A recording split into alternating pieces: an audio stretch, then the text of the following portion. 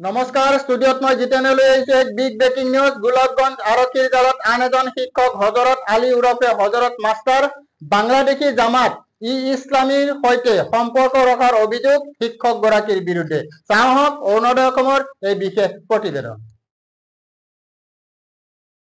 জনাইছে মুহূৰ্তৰ এটা ব্ৰেকিং নিউজ। গোলাপগঞ্জ আৰক্ষীৰ জালত আন এজন শিক্ষক হজৰত আলী ওৰফে হজৰত বাংলাদেশী জামাত ইছলামীৰ সৈতে সম্পৰ্ক ৰখাৰ অভিযোগ শিক্ষকগৰাকীৰ বিৰুদ্ধে। কোকৰাঝাৰ জিলাৰ কাজিগাঁৱৰ পৰা আটক কৰিছে লক্ষীমাৰী এম ই স্কুলৰ সহ শিক্ষক হজৰত আলীক। পূৰ্বতে একে অভিযোগতে একেখন বিদ্যালয়ৰ শিক্ষক চাহলুম চৰকাৰকো যোৱা ২৬ আগষ্টত গ্ৰেপ্তাৰ কৰিছিল। জেহাদী সংগঠনৰে ঘনিষ্ঠ সম্পৰ্ক থকা শিক্ষক হজৰত আলীক গ্ৰেপ্তাৰ কৰি আৰক্ষীয়ে জেল হাজতলৈ প্ৰেৰণ কৰিছে। আগমনিৰ পৰা বিজু ৰায় ৰিপৰ্ট, অৰুণোদয় অসম।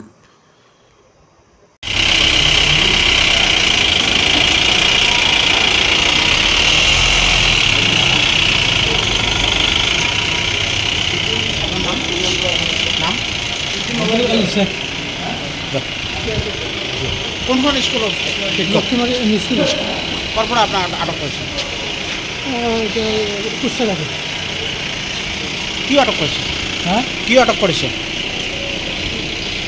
আটক কৰিছে মানে জামাত ইছলামী নেকি?